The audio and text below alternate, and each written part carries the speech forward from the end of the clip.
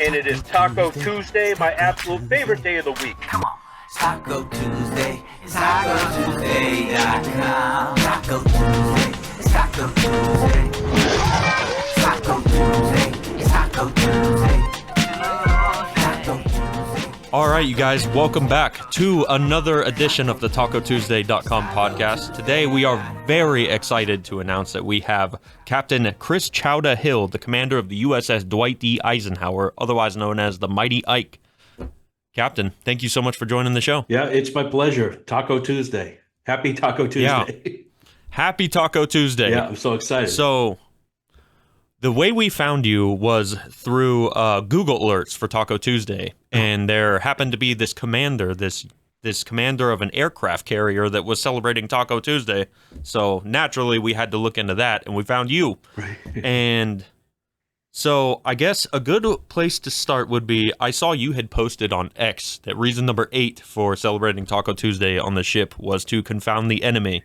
Right. Is there any chance that you could tell me what reason number 3 would be? You know what? I was being goofy. I just named various numbers as the reasons just to confuse people. And I do that on purpose sometimes.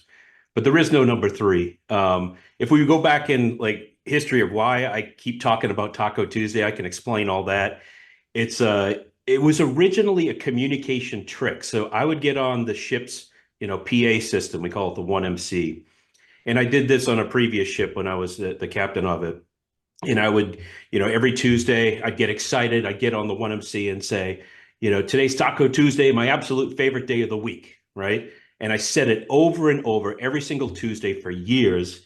And it was sort of a psychological trick to see how that would trickle down to the troops, to see if they would repeat what I said. I've done it with other things like, hey, we're on the best damn ship in the Navy, right? Get people excited. I mean, there's no metric on what is the best or worst ship, right? But if we say it is, it is so, right? So that's kind of one of the things we try to do. So originally a communication trick, and I went with that. But I also like tacos, right? And growing up in New England, it wasn't a huge thing up there. Grew up in Quincy, Massachusetts. But eventually, when I moved out, went to the Navy back in '96, I got into Mexican food and then Tex-Mex and all that stuff, and I was really excited about it. But then it took on a life of its own, which brings me to your point. Reason number 8, whatever reason number that is, right? Is it's a principle. It's something that stands true. It's something that we can't let anything take away from us. It doesn't matter what's going on in the world. Doesn't matter what the enemy does. We're going to stick to our principles, and Taco Tuesday will exist and it will be fun, right? So we have to fight for those things. If you're having trouble in a relationship, Taco Tuesday must stand, right? We bring it back. And I think our two worlds collided, your world and mine, over the same principle. You just gave me goosebumps. I've never thought about it in such a deep way, but I mean, that is an excellent tradition to keep. Absolutely. Keep strong. Absolutely. Don't ever let them take that. They will from never you. take it. So I've heard several times that the Houthis have supportedly sank the USS Ike. Yeah. And your next move was to bake cinnamon rolls and biscuits, which is pretty unusual for a ship that sank. That leads me to believe it probably is still floating. Right. The Taco Tuesday thing took on a different element, like it was some part of information warfare, which is an official type of warfare. And originally is when they first said that they sunk us, it just collided with early morning on Tuesday. And I did my normal Taco Tuesday post. And everyone thought that was my response to them saying that they sunk us. And so that took on a life of its own. But keep in mind, it was just Tuesday, right? And so we went with that. But we would get those claims often. And there's only so much. I can't directly engage the enemy and on social media. That's not my role. You don't engage trolls. You don't engage pond scum. You don't engage the enemy. That's like kind of like rule number 1 for me. But I can say that things are going fine on the ship. Yes, we have a bakery. We're making cookies. We got a ton of those, cinnamon rolls, and it's just sort of another way to say life is okay, right? And this brings me to a separate point, which I hopefully will cover today. is that, I care a lot about morale. There's so many things that go into it, but one of those things is food. And we know this because if you take away food or if the food stinks, morale goes down, right? So, so that's why we do things like have, ice cream socials, pizzas on Sunday, or sorry, Saturday. We have Burger Wednesdays, Taco Tuesdays, and we have pastries and stuff. And a lot of people have complained and say, hey, man, that's too much. There's too much sugar there for the young folks. I'm like, they're doing fine. They're working their butts off, sweating all day long. It is not impacting them right now. Is it impacting me? Yes. But for the older folks, but for the younger folks, they're fine, right? So I told them not to worry. I think at the very least they deserve things like that, Right. It's definitely important. Everybody loves something to look forward to, big or small, Yes. really a life in life. That's exactly it. All of the best moments amount to these little things. Right, So. right. You are increasingly well known for your leadership style. It's unique. It's clearly working. People are, really big fans of yours, and for good reason. Would you say that parenting in any way has sort of shaped the way that you lead your warrior sailors? Oh, that's a really interesting question. I think when the light bulb came on for me in terms of morale being the primary focus of leadership, because morale leads to success, was around 2011. So I had I was about to have my second daughter by that point. And so I had my other daughter was probably 5 or 6. Gosh, I'm getting seven, sorry, 6 or 7. And so I was a dad, I was a girl dad, and I guess that's a thing nowadays, but does it soften you up? I don't know. It made me more comfortable talking to younger people, which I never was really good at, especially kids. I am way more comfortable now as a parent of teenagers. Well, I got a tween and an 18-year-old. Talking to some of the young folks on the ship, the average age is about 22.5. So I'd say the answer is yes. I think parenting plays a part in that. You have to stick with your standards. There are rules. There are punishments involved, but at the same time, you must love them. You must value your children, just like you love and value your employees or the troops or the sailors. And, it all kind of goes together. So I guess my philosophy on morale applies to everything and everything we do in life, right? So it's not new. It's just a different way to say it, I think. Using the term love in a military context is a little weird for some people, maybe a little over the top, but I'm like, you know what? It's time to be weird. We need it. We've had some recruitment issues over the past couple of years. We need to kind of beef that up.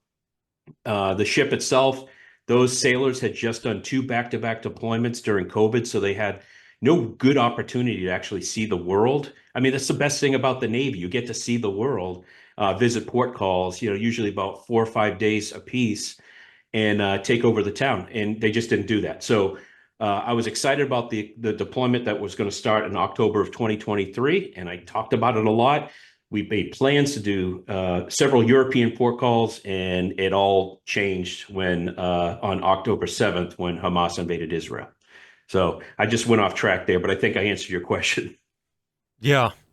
No, I mean, I would, trust me, I wish we had all day because I'd love to ask you a million questions about all that. Yeah.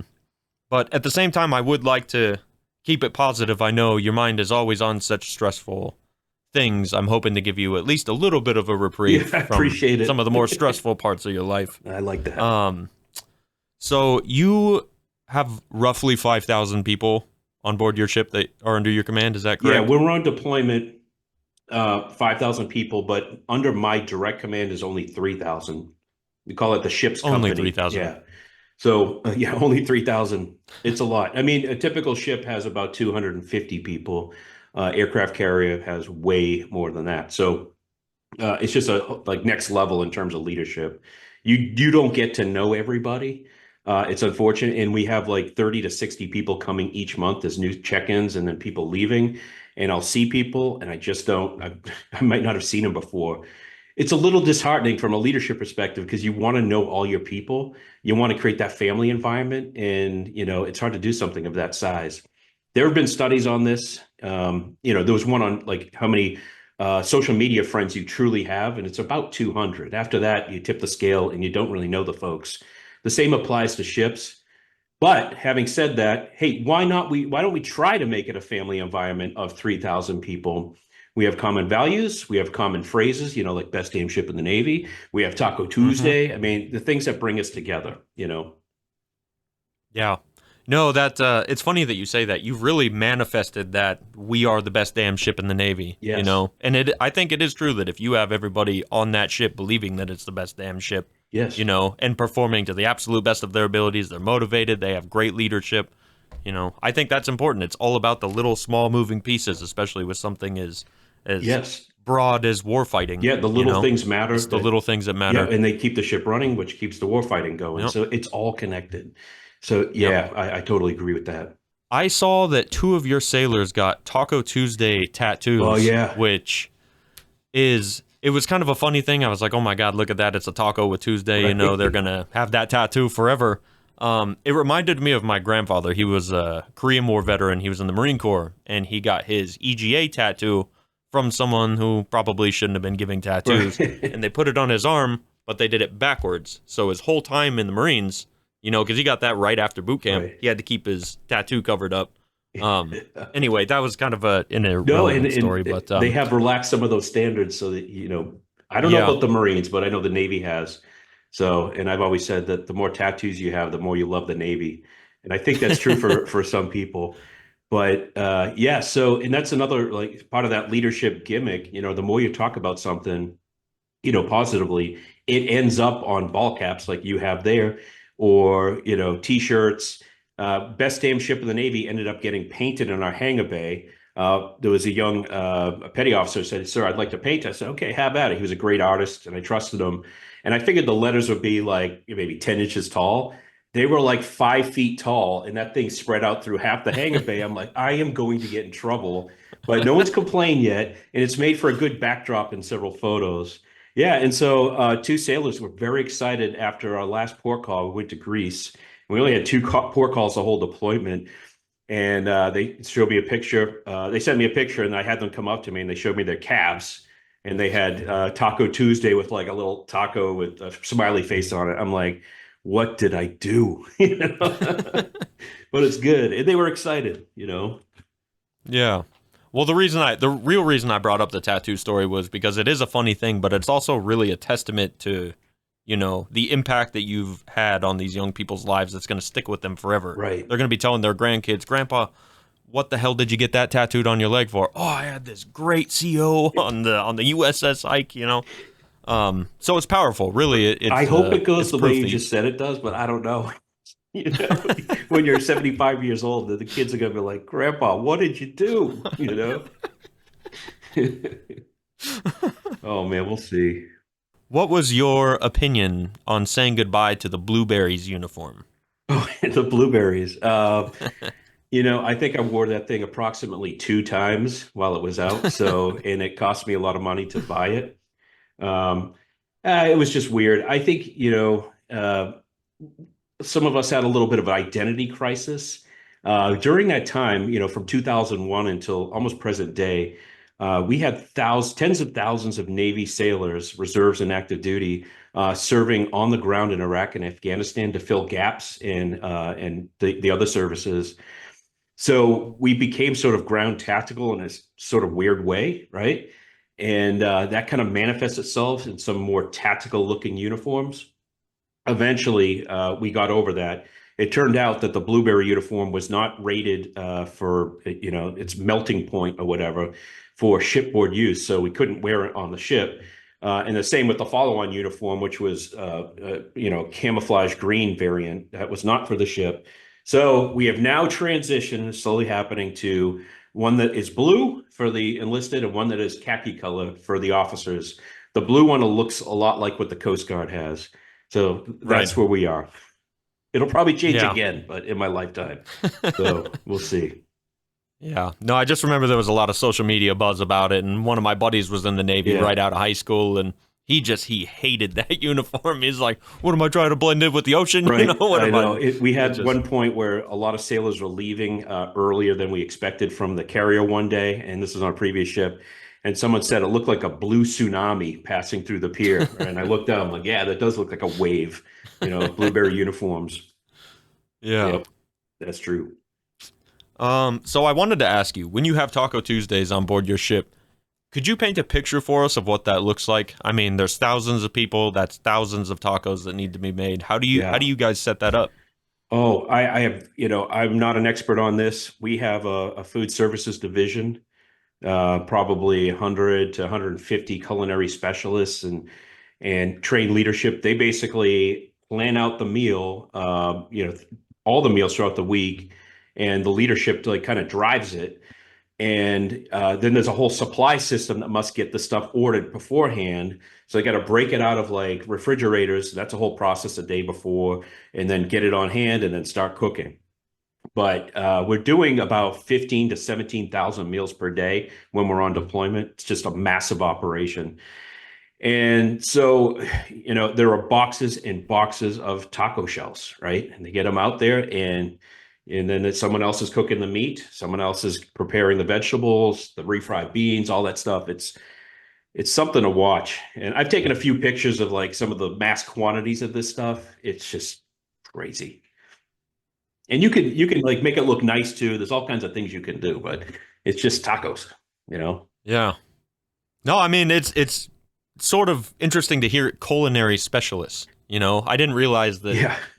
when I imagine sailors being on a ship for months on end, I imagine almost eating like entirely MREs or these very Oh, quick, no. just microwave heat up. It's Oh so no, sir. there's This a is an aircraft carrier. We have the finest. Yes, we've had submarine folks come on board and they're like, "This is heaven," right? It's not MREs.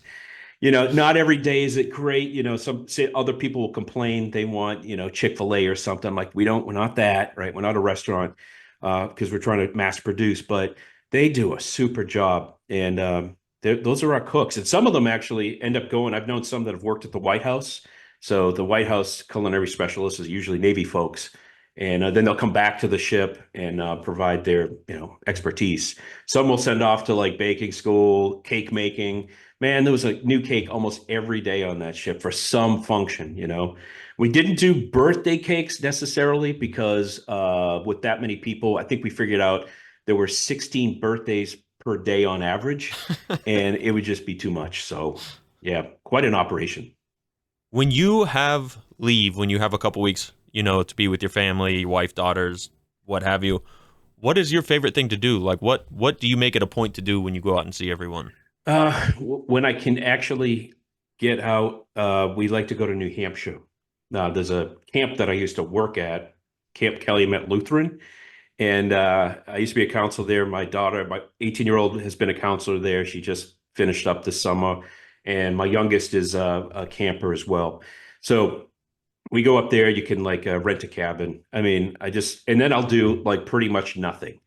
Sometimes I go for hikes to some pretty good restaurants, a good pizza at the pizza barn nearby. And that to me, and then every night we'll make a fire and maybe have some s'mores or not, glass of wine. It's just trying to tone it down and keep it simple. So we did that Right. this a couple of weeks ago, as a matter of fact. It was awesome, right on the lake. That sounds like a good time. Yep.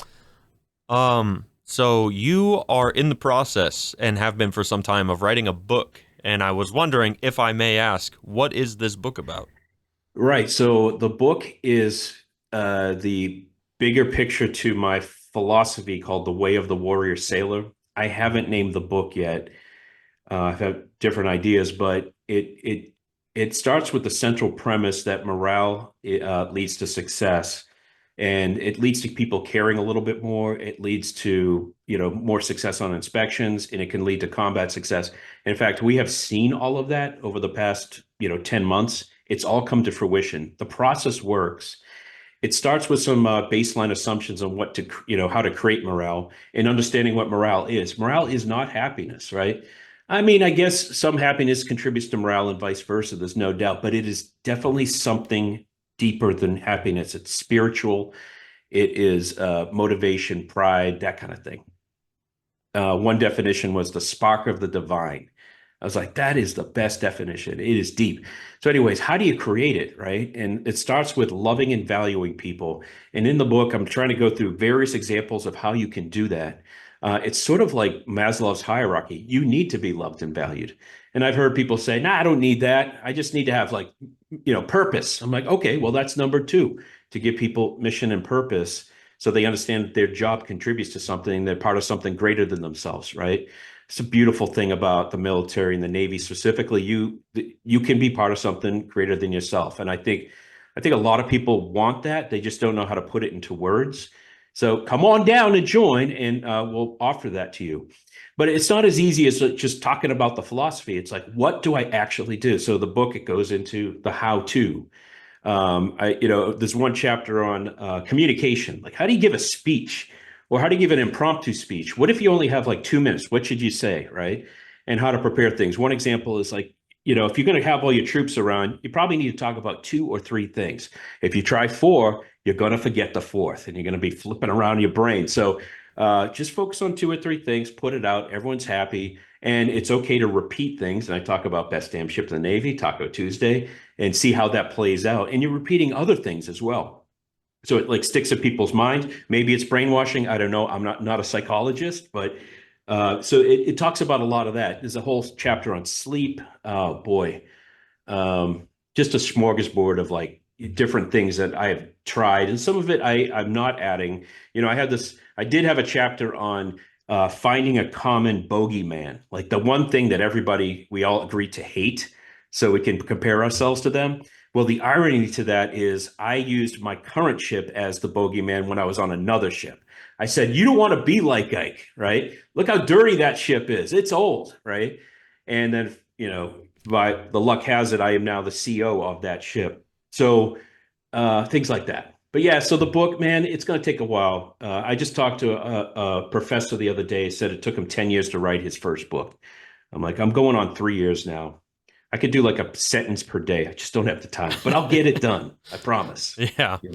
Yeah. I hope for the military's sake, really, that your book does come out sometime in the near future. It sounds like I hope so. If some more officers and some more senior leadership had a more similar approach to what you've done. Yeah. And I'm trying to like, maybe they'd see. Yeah. I'm just trying to like also loop it into like, companies and Boy Scout troops, bands, whatever, right? The same principles applied. So I'm trying to figure out ways to like, because again, I'm not a businessman. I've not been in the real world, as we say. And so I don't have a whole lot of expertise here, but I think some of it does connect. Yeah. Well, I think no matter what you're doing, if you can show somebody that maybe has a quote unquote menial task or they don't feel like their task is important, right, you can explain to them why that matters to achieve this. This little piece contributes to this greater goal. So it's not really a menial task. Don't feel that way. Be proud of it, because without you, A would never get to B. Right. So, and then like when something happens and you get to prove what you just said, you have to like capture that moment, write it down, and then the next day talk about that sailor in public. So you kind of like bringing it forward. A lot of leaders get lazy and like, hey, nice job, and they move on, right? No. Let's recognize them by name. People love the sound of their own name. If it's award worthy, get it done, right? Write it down. We can give out medals, right? If you're an organization that doesn't give out medals, give out something, a cookie, right? I was giving out cookies every single day. It was a nice gesture, I also gave out these little pins that had like a Mandalorian helmet. It was the Warrior Sailor pin, and we'd put it on people, and I would say a poem and kind of make it official. It was a little awkward, but it was funny awkward, And so anyway, that kind of stuff. You take it to the next level. You got to recognize people for the good deeds that they do, So, yeah, I'm with you on that. Yeah, well, I mean, the predicament that you guys found yourselves in, with the deployment being extended multiple times and being in a combat zone, this is not an ordinary, you deploy for 6 months, you do your duties, and then you go home. This is, shooting down missiles and drones. It's very high intensity. Yes, that's right. And I imagine so many of those like 18, 19, 20-year-olds that, they want to go out and do fun things. They don't just want to be 100% work-oriented. Right. If I were to put myself in their shoes, I would think, damn it. I wanted to do a port call. I want to go, see the world and do what I was kind of hoping to do. Or, get a relationship or, go on dates with people. Like you don't get to do that, right? Especially 9 months, Yeah. Yeah, I imagine creature comforts are probably not something that are very common. Those are taken away. Aircraft. Yep, for sure. But it sounds like you've done a great job. I mean, I've seen the pictures of you. You bring, some sailors up and sit in the captain's chair, hand them a cookie. Yeah. I think one particular example was it was one of your guys' birthdays, and you had spoken to his mother, and his mother said, "I want my son to have a cookie on his birthday." Okay, Yep. done. She probably never thought in a million years that her son working on this aircraft carrier repairing attack helicopters was gonna, Right. take time out of his day to eat a cookie. But the captain's orders were to come up and, Yes. I imagine that's good for not just your sailors, but for their families as well. Right. I think, yeah. So there was so many benefits to doing that. You're giving recognition to a sailor, and a lot of the sailors I didn't really know because they were part of the air wing that embarked with us. So I just assumed they were doing a good job, and they probably were. So I would say that, give them the cookie, and take the picture, right? But at the same time, I'm connecting with the external support network, as I call them, the moms and dads, the spouses. So if you're having a bad day, like you can talk to your colleagues or whatever, but you're probably going to call your mom, right? And we had that ability with the Wi-Fi system. People could text, and I wanted to bring them in to make them feel like the part of the family. And as I said at the beginning, like it's scientifically impossible to create a family of 3,000 or an extended family of say 16,000. But why not try, right? Like bring them in. We have seen examples where somebody's thinking about getting out of the military, and they're really awesome people. They got a lot of skills. We've invested so much money in them. We want to keep them, and it's usually the spouse who makes the final call, right? And I want Right. that spouse to say, "Honey, I want you to stay in because you're doing a good job, but I'm going to be gone again. I'm okay with that." So that kind of stuff. So I think we can gain some of that the benefit with that external support network. Plus, like, you can only have so many therapists on a ship. If you have a lot of people with a really bad day, I want them talking to their external support network, which, naturally happens. But back in the day, more than a year ago, that didn't exist on any ship. So this is all fairly new. We're starting to get these Wi-Fi, the Starlink satellite antennas or whatever on these ships so they can get a little bit of data. It's not super fast. You couldn't do a Yeah. Zoom call like this. We've tried it and it didn't work out, but it's at least it's something, right? So that was sort of a game changer for me. I mean, I was sending like memes to my 11-year-old, and she's sending them back. We communicated via memes, not actual words. It's the words Yeah. she did use, I didn't recognize. I had to look them up on Wikipedia because it was Gen Z terminology. And I'm getting pretty good at it. Yeah, I'm low key good. Low key good. No, Captain, you are keeping it 100, as the Gen Z says. Yeah, No cap. no cap, no cap. So you are waiting to either be promoted to admiral or get out of the Navy. And I know you said you haven't put much thought into what would happen if you were no longer in the Navy, but any guesses as to what the future might hold for you should that not happen, or are you really just gonna go into the DoD and I have not put much thought into it. I think what I'd like to do is I really like working with young people. So what is that? Work at a college or something? I don't have a PhD, but maybe something like that. Maybe teach leadership. I don't know. I'd have to do some deep exploration of my mind to figure out that part of my life, but not quite there yet. Yeah. So before anybody takes over as like XO or the CEO of an aircraft carrier, you have to either be a flight officer or aviation certified. Yeah. So I can't remember the exact language of it, but I know Right. you were a flight officer on the E-2 Hawkeye. Is that that's right. right? Naval flight officer, NFO, Naval we call flight it. officer. So the NFO is like the backseater, like the goose in Top Gun, and then Maverick would be the pilot.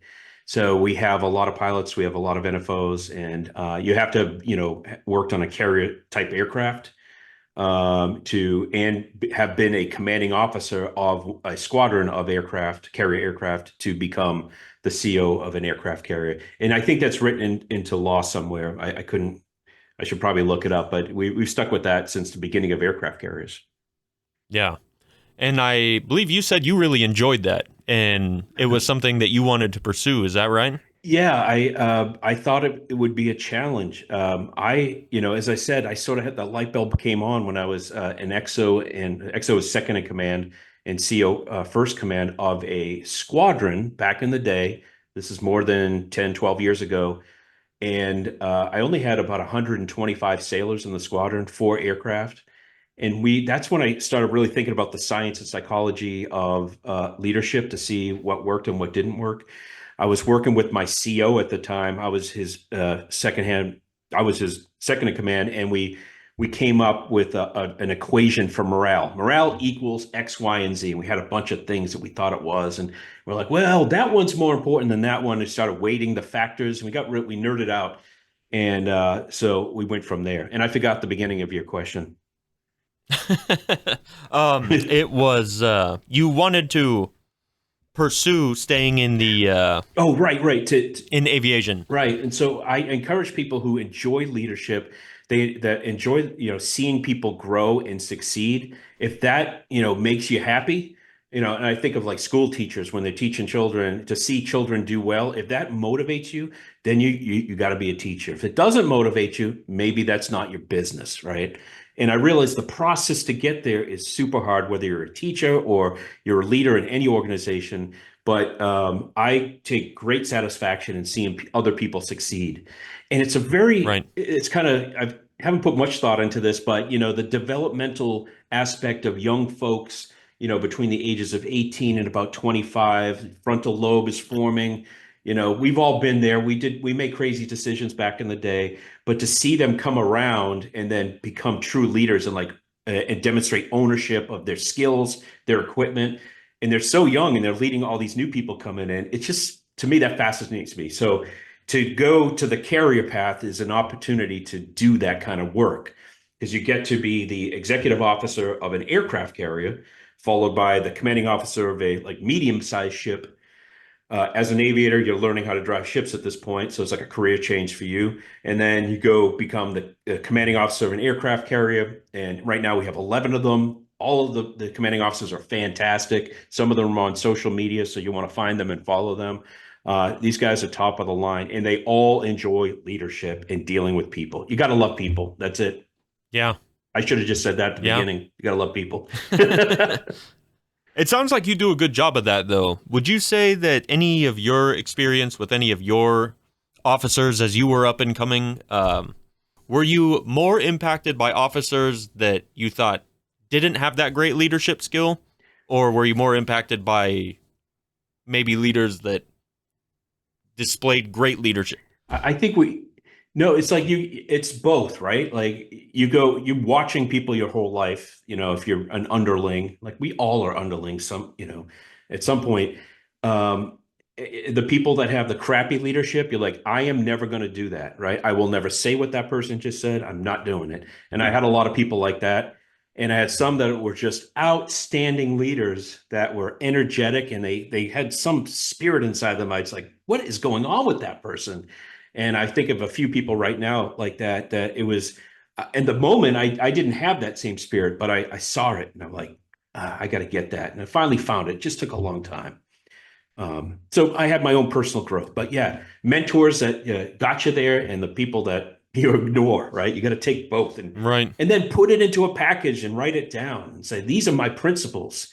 And among them, among those principles somewhere, maybe it says Taco Tuesday or, that kind of stuff, right? Little things matter.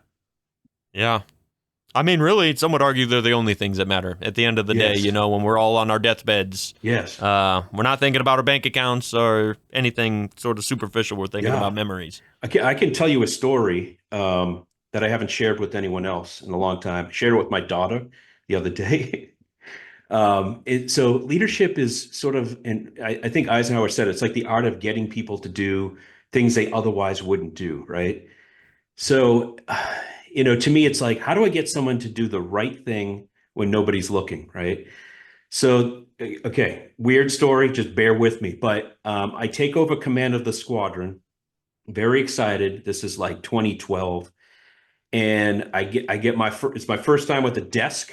And I got my own office. I'm like, this is cool. What am I going to put on the walls? And I'm looking around and I look out my door, which is opposite my desk. And there is like a streak on the opposite wall in the hallway. I'm like, what is that? So I walk out there, and what it is someone had taken a booger out of their nose, a big bloody booger, and spread it out over the wall. And I'm like, that is disgusting. So we got to take care of that, right? But it sort of became an existential crisis. Why did that person do that? Why did they, if could I do something better so that they do the right thing when nobody's looking? The right thing in that case would be to blow your nose into a Kleenex or something, right? And so it really got me to thinking, and I said, it could be prevented if I made sure everybody walked in pairs. Because if you have like a buddy with you, you're probably not going to pull the booger out. And so my brain was going crazy. And so I realized, there is no secret to this, right? So I had to go back to basic principles to love people, to give them purpose. And then hopefully they would start eventually over time demonstrating the right thing when nobody's looking. So that's my Yeah. booger story. Sorry. That Yeah. I don't ever apologize for a great story. Wow, that's gonna stay with me for sure. Sorry. How do you make sure grown men don't wipe their bloody boogers on somebody else's walls? That is nasty. That's a question for the Yeah, ages. nobody wants to eat now, so just No. ruin the premise of the show. Yeah, but you'll save on rations for sure. Right, for so sure. there'll be a little extra when no one's hungry. God, that was a great story. I had something I was going to ask you before that. It's completely gone now. The booger story trumped whatever I was going to say. You're motivating all of these, sailors under your command. Who or what is keeping you motivated? Oh, man, I don't know. No one's ever asked me that question. You know what motivates me is getting 7 hours of sleep. Beautiful. It is hard to get sleep as you get older. You got to apply sleep hygiene. You got to work your way towards it. Take care of your health and get a good night's sleep. 7 solid hours, which I had last night, by the way. You wake up, you feel a little groggy, but a couple cups of coffee and you got the energy, right?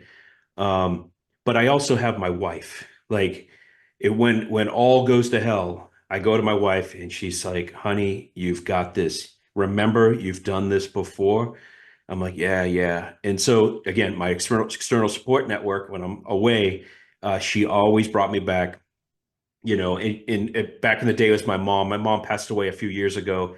Anything exciting happened, I'd always go to my mom, and she was like the number one fan of the U.S. Navy, and she became like an expert in her mind on the U.S. Navy, and was trying to recruit people. But these are the people that kind of motivate me, I think. And sometimes I'll think of my children and the goofy stuff that they do, and I'm like, that's hilarious. This is why I serve. I serve so that they can be goofy, right? So that my 18-year-old can go to music school and become an opera singer. We serve so that, people can sing, right? That we can have bands. They don't have this in other countries, right? And some they do, yes. But some of these things we take for granted, that like the arts and all the stuff that we have in America, we want to nurture that. I'm even an advocate. You want to make sure you're starting kids on instruments in like the fourth or fifth grade. Get them in that program early. There's been a lot of schools that look at like their bands and like, hey, we can save money here. Let's get rid of the band. No, this is what makes us America. So it's just as important as Taco Tuesday. These are principles, Okay, I'm just ranting at this point, but that's what motivates me. No, that wasn't a rant. That was, my wife is certainly my support system, and I have a significantly less stressful job than you two, just to throw that out there. But it is good. You're spending so much time putting in so much effort to take care of all these other people that, eventually you have to look in the mirror and take care of that person too. Yeah, because, there was times where I didn't take care of my health and I got really sick. Like you get so stressed sometimes, but you're so good at managing the stress. You think you are. You're like, I got this. You put on that smile because you have to, and you're shaking hands. You get the job done, but you're kind of suppressing some of that stress, and it manifests itself in your immune system, and you start breaking down. And so you'll get like colds all the time. I would get sick. Every few months I'd have something gastrointestinal. I even had like a little cut on my fingernail and my whole finger blew up. I'm like, why is this not healing? Right. So little things like that. So you can't lead if you're broken. Right. So you got to take care of yourself best you can. Right. I'd like to talk about the sailors a little bit. Right. And how proud I am. So I take them on this 9-month deployment with hopes and dreams of port calls and adventures. And we basically put them in the Red Sea for more than 6 months. for a 9-month deployment with a few extensions, and how horrible it is to say to sailors, "Hey, we're going to extend another month, and I don't know when we're going to come home." Like not knowing the future creates a lot of anxiety. And I want you to work 7 days a week indefinitely. And you know what? The sailors did it. Some were not happy about it, and some were just they said, "Okay, I get it, sir. You explained the why, which we should all do, and we're going to make it happen." True warriors. And I've had some people say, "You know what? Are those really warriors?" Right? We think of warriors with samurai swords or gear, or maybe knee pads, or I don't know, machine guns. Well, the naval warrior is different, right? I always said that the Marine carries the weapon and the Navy is carried by the weapon. Right. Same thing. And our weapon is huge. We're talking about an aircraft carrier with 65 aircraft, the ability to deliver firepower 12 hours a day, 12 to 14 hours a day, every single day for months. We still have to replenish to get food. Like I can't, over exaggerate this, but we're a pretty unstoppable beast. And I've had people say, "You know what? Why don't we have smaller aircraft carriers? We could save a lot more money." Yes, you will save money. You will not get the same capability as a Nimitz class aircraft carrier or a Ford class, which is one of our new classes of ships. And the sailors that operate these things are absolutely outstanding. And I am just so proud of them. So I just want to talk about them. That's awesome. They deserve a shout out. I know I'm very grateful for you and for all your warrior sailors, and to the people that would not consider your sailors warriors. They've probably never been on a ship that's having missiles launched towards it. Yes, and they're tweeting from their basement, but I don't engage pawn scum. It's I'm focusing on the positive. Sometimes taking the moral higher ground is That's right. A little challenging, but it sounds like you do it really well. That's right. I'm kind of in the Gen Z world a grumpy old man. I don't know the lingo. I don't care to know the lingo. I think a lot of it is dumb. I definitely see why Gen X didn't like my lingo. I'm really getting a taste of my own medicine on that front. Yeah, you a millennial then? I'm a millennial. Is that how we Yeah. Okay, good. Yeah, I'm Gen X officially, and I'm starting to see the differences. And what's so funny is to see the Gen Z making fun of millennials, because the millennials. I remember I had to go through leadership school in like 2011, and they're like, "Well, we've got these millennials coming in the Navy. We're going to have to lead them differently. They want to know why. You got to explain that stuff." I'm like, dude, I always wanted to know why. Why is this a new thing, right? So, and now we're, fast forward 10 to 15 years later, and we got this Gen Z generation coming in. They don't like to work as much. They're addicted to technology. I'm like, you said the same thing about millennials. I don't believe in generational differences. They're just not a thing to me. I think the human brain has not changed in over 100,000 years. The brain chemistry is exactly the same. We're the same intellect we've always been. And you put those young sailors, you put them in in a tough environment, they're going to produce just as well as anybody in World War II, right? And I'll bet my life on it because I have to. Yeah. No, I have always said, especially since I started reading these combat memoirs, that humans, the only difference between us and the ones that lived in caves is technology. Yes. The way we think is still very similar. We really haven't changed all that much. We just have nicer caves. Yeah, and we can groom our hair better. We could shave. That kind of stuff. Yeah. Although nobody's shaving nowadays, so. No, I'm guilty of it, but it's only because I'm in the process of losing weight. I got a little more right here than I care for, so I hide it with the beard. Just embrace it. Yeah. On the topic of Gen Z, a lot of people are naysayers. They don't have much confidence in that generation, but you're dealing with probably a substantial number of Gen Zers. Yes. What would you say to people that say things like they're worried about what the future holds from this generation? Oh, I wouldn't worry about that. That's funny. Because like I said, the generations they're just slightly different from each other, right? They have their own words and character, their music, they got their music, and I think their music is terrible, but at the same time, they're still human beings. You put them in environments with relationships and a pressure cooker environment, and if you give them the right training, they're going to do the right thing. I always say that the only difference between the older generation, younger generation is experience. So we have an obligation to give that back. We saw this in 2001, 2003, two different wars. We put a lot of young people, millennials and younger Generation X, into those combat environments, and they did great, right? And kind of that whole, generational differences montage just sort of went away, right? It always comes back because it's kind of fun to talk about generational differences. I get that. But there is no science behind it. Now, there have been studies, and they are all inconclusive. I challenge you to look it up. If you find something that just disagrees with what I just said, then send it to me. I'd be willing to listen. But at the fundamental character of the human being, the brain chemistry just does not change. It just doesn't. So there'll be another generation, Generation Alpha. Those are kids that are presently like 9 years or 10 years old or younger, I think, at this moment. And Gen Z will make fun of them. Gen Alpha will make fun of Z, etc. It's just the way life is. Right? Yeah. Well, Captain Chowdah, it's really been an honor. I've been really looking forward to getting to speak with you for a long time now. So it's really been a pleasure. Yeah, this was fun. Definitely my funnest yet. So thank you. Yeah, no, I'm really honored to hear that. I'm honored to hear you say that.